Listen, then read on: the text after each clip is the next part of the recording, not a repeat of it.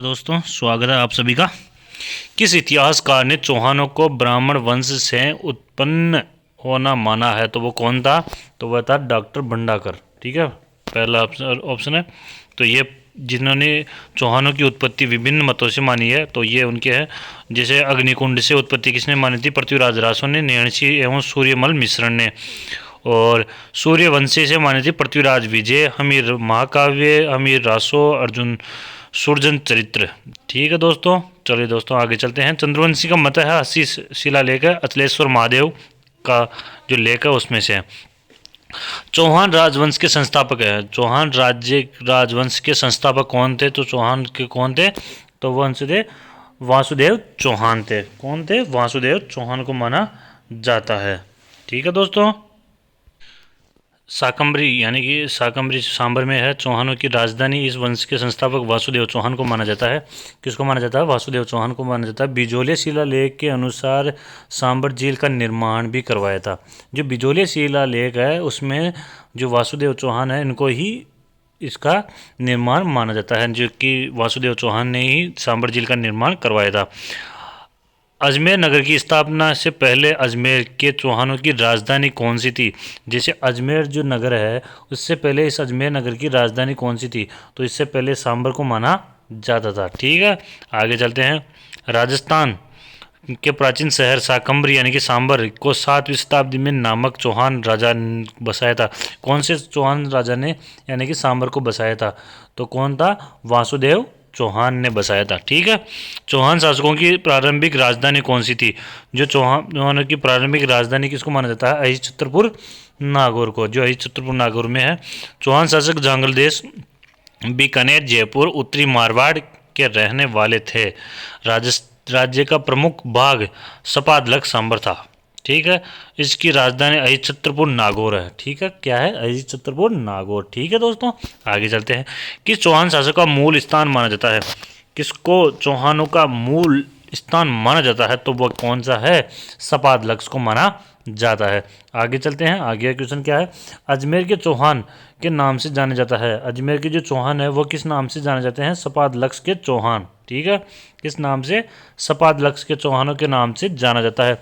चंदन राजा की राजधानी रुद्राणी जो पुष्कर के प्रतिदिन 1000 दीपक जलाकर भगवान महादेव की उपासना करती थी। किसकी उपासना करती थी? किस वंश से संबंधित थी? तो वह किस वंश से संबंधित थी? तो वह थी शाकंभरी के चौहानों के से संबंधित थी। ठीक है, आगे चलते हैं। गुवक किस वंश का शासक था? तो गुवक किस वंश का शासक था? चहमान का शासक था। आगे चलते हैं। जैनक रचित पृथ्वीराज विजय के एक शासक की प्रशंसा में लिखा है कि उन्हें पुष्कर पर आक्रमण करने वाले 700 चालुक्यों को मार गिराया था। निम्नलिखित में से उस शासक का नाम बताया। तो वो कौन सा था? पृथ्वीराज प्रथम था। ठीक है, पृथ्वीराज प्रथम को माना जाता है। अजमेर के संस्थापक कौन है? तो अजमेर के प्रथम संस्थापक अजय राज है। ठीक है, आगे चलते हैं। श्री अजय पाल चौहान के संस्थापक थे। श्री अजय पाल है वो किसके चौहान के संस्थापक थे? वह अजमेर के थे। ठीक है, उसके बाद में चलते हैं। अजमेर के अजय राज चौहान के पिता कौन थे? अजय राज के चौहान के पिता कौन थे? पृथ्वीराज प्रथम। अजमेर का पहला चौहान शासक जिसने अपने नाम पर सिक्के जारी किए थे, यानी कि जो अजमेर का शासक था जिसने अपने नाम पर सिक्के जारी किए थे वो कौन था?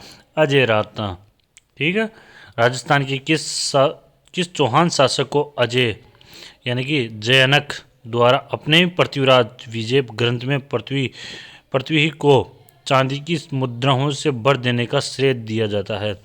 तो किसको जाता है? अजयराज यानी कि अजयराज द्वितीय को जाता है। ठीक है, आगे चलते हैं। अर्णोराज के बारे में निम्नलिखित में से कौन से कथन सत्य है? तो इसमें से सत्य पूछ रहा है, तो इसमें से सत्य है यानी कि अपने राज्यकाल में प्रारंभ में उन्हें एक गजनवी आक्रमण को खदेड़ दिया था। ठीक है, उसके बाद में उसने चालुक्य नरेश नरेश जयसिंह सिंधराज की पुत्री से विवाह किया था, वह अपने ही पुत्र के द्वारा मारा गया था। ये तीनों सत्य है अर्णोराज के बारे में। ठीक है, उसके बाद में चलते हैं आगे क्वेश्चन करते हैं। अजमेर के किस चौहान शासक ने शासक बनने के लिए अपने ही पिता की मृत्यु की थी, हत्या कर दी थी? तो कौन था वो? जगदेव था, जिसने किसकी हत्या की थी? अर्णोराज की। ठीक है, आगे क्वेश्चन करते हैं।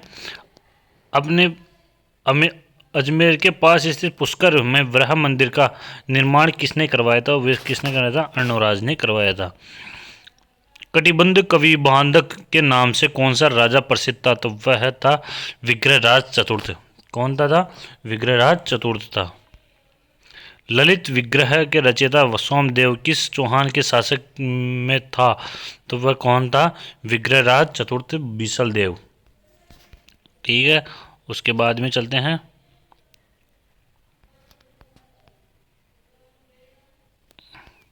आगे क्वेश्चन करते हैं। चौहान शासकों में से किस शासक को बीसल देव के नाम से जाना जाता है? तो किसको जाना जाता है? विग्रहराज चतुर्थ को जाना जाता है। किसको जाना जाता है? विग्रहराज चतुर्थ को जाना जाता है। आगे चलते हैं। नाटक ललित विग्रह की रचयिता किसकी थी? जो नाटक ललित है उसकी ललित विग्रह है उसकी रचयिता किसने की थी? तो वह की थी सोमेश्वर द्वारा किया गया था। विग्रहराज चतुर्थ की साहित्यिक रचना हरित केली है, तो वो कौन सी है? नाटक की है। ठीक है, हरित केली नाम सांस्कृतिक नाटक की रचना की थी, किसने की थी? ये विग्रहराज चतुर्थ ने की थी। किसने की थी? विग्रहराज चतुर्थ ने की थी। आगे क्वेश्चन करते हैं। किस चौहान शासक ने 12वीं शताब्दी में ईस्वी में बिसलपुर की स्थापना की थी? तो वह किसने की थी? विग्रहराज चतुर्थ ने बिसलपुर की स्थापना की थी। ठीक है, आगे चलते हैं। किस शासक ने राज्यकाल में दिल्ली शिवलिक स्तंभ अभिलेख उत्तीर्ण करवाया गया था? तो वह कौन था? विग्रहराज चतुर्थ था। कौन था? विग्रहराज चतुर्थ को माना जाता है। आगे चलते हैं। किस चौहान शासक द्वारा जवालीपुर को जवालापुर परिवर्तन कर दिया गया था? तो वह कौन था? विग्रहराज चतुर्थ को माना जाता है, जो इसका नाम परिवर्तन कर दिया गया था। ठीक है, विख्यात स्मारक अढ़ाई दिन का झोपड़ा या तत्कालीन संस्कृत विश्वविद्यालय का निर्माण किसने करवाया गया था? तो वह कौन था? विग्रहराज चतुर्थ को माना जाता है। अढ़ाई दिन का झोपड़ा मूलतः था संस्कृत कॉलेज था। जो अढ़ाई दिन का झोपड़ा था वो संस्कृत कॉलेज था। अढ़ाई दिन का झोपड़ा का अवस्थित है, वह कहाँ पर अवस्थित यानी कि स्थित है? तो वह कहाँ पर है? अजमेर में अढ़ाई दिन का झोपड़ा। अढ़ाई दिन के झोपड़े का पहले निम्नलिखित में किस नाम से जाना जाता था? सांस्कृतिक पाठशाला के नाम से जाना जाता था। तो इसमें सांस्कृतिक विद्या पाठशाला तो ये गलत मान लिया गया, नहीं ऐसे तो सांस्कृतिक विश्वविद्यालय आएगा या पाठशाला आएगी। उस स्मारक का नाम बताया जो 1198 ईस्वी में कुतुबुद्दीन ऐबक ने एक मंदिर में परिवर्तन करवाया गया था। तो वह कौन था? अढ़ाई दिन का झोंपड़ा को परिवर्तन कर दिया गया था। किस चौहान वंशीय शासक ने प्रताप लंकेश्वर की उपाधि धारण की थी? तो वह सोमेश्वर को माना जाता है। ठीक है, आगे चलते हैं। तराइन का द्वितीय युद्ध लड़ा गया था। जो तराइन का द्वितीय युद्ध लड़ा था मोहम्मद गौरी और पृथ्वीराज के मध्य लड़ा गया था। Very very most. ठीक है, उसके बाद में चलते हैं। सुल्तान मोहम्मद गौरी को वर्ष 1191 में किसके पराजय किया था? लेकिन वह वर्ष 2012 में उसने हार गया था। तो वह कौन था? पृथ्वीराज थर्ड था। ठीक है, उसके बाद में चलते हैं। पृथ्वीराज तृतीय और मोहम्मद गौरी के मध्य कितने युद्ध लड़े गए थे? तो वह थे कितने युद्ध लड़े थे? उन्होंने 2 युद्ध लड़े थे। पहला तो पृथ्वीराज चौहान जीत गया था, दूसरा हार गया था। इसमें से किस वर्ष में तराइन का प्रथम युद्ध लड़ा गया था? तो वह लड़ा गया था 1191 में लड़ा गया था और 1192 में हार गया था। ठीक है, कौन सा किला महान चौहान शासक पृथ्वीराज चौहान तृतीय ने बनाया था? तो वह कौन सा था? किला राय पिथौरा। कौन सा था? राय पिथौरा। ठीक है, उसके बाद में चलते हैं आगे क्वेश्चन। कौन कौन पृथ्वीराज चौहान तृतीय का दरबारी विद्वान नहीं था? तो कौन नहीं था? सारंगधर नहीं था। और कौन कौन था? विजयेश्वर जनार्दन था, विश्व रूपक था, विजय विद्यापति गौड़ था। ठीक है, उसके बाद में चलते हैं। पृथ्वीराज चौहान के दरबारी कवि कौन था? तो पृथ्वीराज जो चौहान था उसका चंद्रबरदाही दरबारी कवि था। आगे चलते हैं। कदमवास व केदमवास किस राजा के समय उनके मुख्यमंत्री थे? तो वह किसके थे? पृथ्वीराज चौहान चौहान तर्तेके में थे। ठीक है। गौरी के आक्रमण के समय चालुक्यों को सहायता देने के लिए विरुद्ध पृथ्वीराज तृतीय को परामर्श देने वाला मंत्री कौन था? तो वह कौन था? कदम्बवास था। कौन था? कदम्बवास को माना जाता है। ठीक है, उसके बाद में आगे चलते हैं। कपूर देवी किस राजपूत शासक की माता मानी जाती है? तो वह कपूर देवी पृथ्वीराज तृतीय की माता थी। किसकी? पृथ्वीराज तृतीय की माता थी कपूरी देवी। पृथ्वीराज तृतीय की सभी चौहान शासकों में सबसे प्रसिद्ध वर्ष की आयु के सिंहासन पर बैठे थे। तो वह 11 वर्ष की आयु पर सिंहासन पर बैठ गए थे। उसके बाद में चलते हैं। पृथ्वीराज चौहान तृतीय का समकालीन चंदेल शासक था। तो वह कौन था? ब्रह्मदिदेव। ठीक है, उसके बाद में चलते हैं। बंडान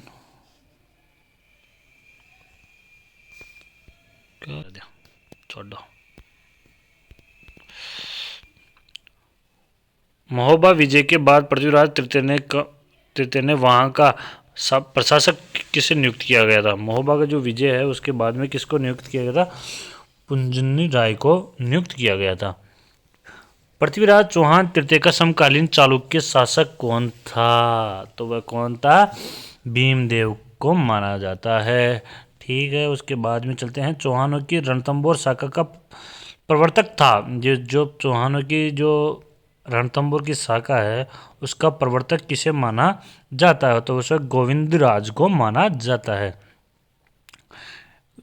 रणथंभौर की शाखा जिन्होंने सल्तनत के विरुद्ध प्रतिरोध किया था, तो किसने किया था? ये बाण भट्ट हमीर ने किया था। बाण भट्ट हमीर ने किया था। आगे चलते हैं। रणथंभौर के शासक हमीर चौहान की किस वर्ष दिल्ली के सुल्तान जलाउद्दीन खिलजी की सेना के साथ प्रथम मुठभेड़ हुई थी? तो वह हुई थी, कब हुई थी? 1301 में। और पहला क्या माना जाता है? राजस्थान का साका हुआ था। ठीक है, प्रथम शाखा माना जाता है राजस्थान का इसी दिन 1301 में। रणथंभौर की किस चौहान नरेश ने सेनापति ने साइन के निकट जलाउद्दीन खिलजी को हराया था? तो वो कौन था? हमीर। आगे चलते हैं। प्रथम खिलजी सुल्तान जिसने रणथंभौर दुर्ग पर आक्रमण किया था वह कौन था? तो वह जलाउद्दीन खिलजी था। अलाउद्दीन खिलजी ने रणथंभौर पर आक्रमण किया क्यों? तो वह किया था क्योंकि किया था सुल्तान के विरोधियों को शरण दी थी। किसने? हमीर ने। ठीक है, हमीर ने सुल्तान अलाउद्दीन खिलजी के किस विद्रोही को सेनापति को रणथंभौर दुर्ग में शरण दी थी? तो वह कौन था? हमीर मोहम्मद शाह। कौन था? हमीर मोहम्मद शाह था। रणथंभौर का युद्ध 1301 में निम्नलिखित में से किसके मध्य लड़ा गया था? तो वह अलाउद्दीन खिलजी और हमीर के मध्य लड़ा गया था। अलाउद्दीन खिलजी ने किस वर्ष रणथंभौर पर अधिकार किया था? तो जो अलाउद्दीन खिलजी था वो 1301 में अधिकार कर लेता है। उसके बाद में चलते हैं। अलाउद्दीन खिलजी के आक्रमण के समय रणथंभौर का शासक कौन था? तो कौन था? तो वह था हमीर। हमीर के किस दो मंत्रियों ने गद्दारी के रणथंभौर का पतन त्वरित हुआ था? पतन पर जो हुआ था, कौन थे गद्दार? तो वह थे कौन थे? रणमल और रतिपाल था, जिन्होंने रणथंभौर के दुर्ग के जो गुप्त सुरंग थी उनका बारे में बता दिया था अलाउद्दीन खिलजी को। 1300 ईस्वी में रणथंभौर के आक्रमण के दौरान अलाउद्दीन खिलजी का कौन सा सेना नायक मारा गया था? तो वह मारा गया था नसरुत खां मारा गया था। रणथंभौर की विजय के उपरांत अलाउद्दीन खिलजी ने इस दुर्ग को किसके अधिकार में सौंप दिया गया था? तो किसको सौंपा दिया गया था? उलगुल खां को। जालोर के चौहान शासकों में से कौन से राजा को दिल्ली के किस सुल्तान के आक्रमण का सामना करना पड़ा था, तो वह कौन था जिसने सामना करना पड़ा था? चचिंग देव। आगे चलते हैं। राजस्थान का प्रथम चौहान शासक था, राजस्थान का प्रथम चौहान शासक नाडोल। ठीक है। उसके बाद में जालोर के चौहान वंश का संस्थापक कौन था? तो वह कौन था? कीर्तिपाल। कौन था? जालोर का चौहान शासक का संस्थापक कौन था? कीर्तिपाल को माना जाता है। जालोर पर सोनगरा चौहानों ने किस पराजित कर अपना अधिकार किया था? तो किन्होंने किया था? परमारों को पराजित कर अपना अधिकार कर लिया गया था। कानड़देव कहाँ का शासक था? कानड़देव कहाँ का था? जालोर का शासक था।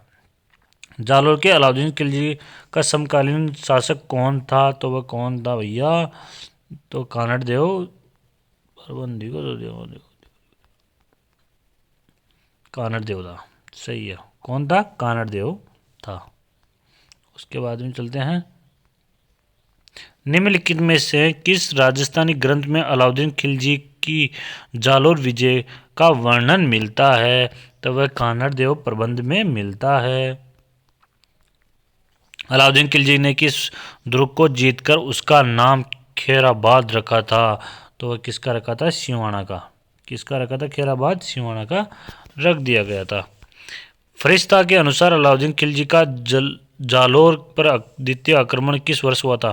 तो जालोर पर द्वितीय आक्रमण 1311 में कर दिया गया था।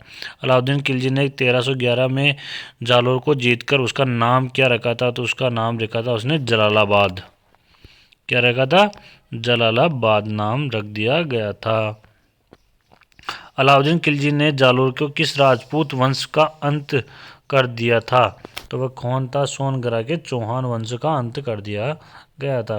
अलाउद्दीन खिलजी के विजय के को कालांतर व्यवस्थित कीजिए। तो वह कौन सा था? पहला तो है रणथंभौर, उसके बाद में चित्तौड़, चित्तौड़ के बाद में क्या आएगा? सिवाना, सिवाना के बाद में जालोर। ठीक है। उसके बाद में चलते हैं। चौहान शासकों को कालक्रम के अनुसार व्यवस्थित कीजिए। जो चौहान शासक उनको कालक्रम के साथ व्यवस्थित करना है। तो पहले में आएगा विग्रहराज चतुर्थ, उसके बाद में पृथ्वीराज सेकंड, उसके बाद में सोमेश्वर और फिर आएगा पृथ्वीराज थर्ड। ठीक है, ऐसे आएगा। आगे चलते हैं, ये मिलान वाले हैं। चौहान वंश के निम्नलिखित में से कौन सा कालक्रम व्यवस्थित कीजिए? तो इसमें भी वही कालक्रम व्यवस्थित करवा रहे थे तो कर लिया था आपने। कौन सा राजवंश ने शासकों के कालक्रम अनुसार व्यवस्थित करना है? तो कालक्रम को व्यवस्थित करना है, तो कालक्रम यानी कि व्यवस्थित करना है तो इसमें आएगा पहले आएगा इसमें अजयराज, फिर अर्णोराज, अर्णोराज के बाद में फिर अर्णोराज के बाद में आएगा विग्रहराज चतुर्थ, फिर आएगा पृथ्वीराज थर्ड। ठीक है। उसके बाद में चलते हैं। चौहान शासकों को इस कालक्रम अनुसार व्यवस्थित करना है।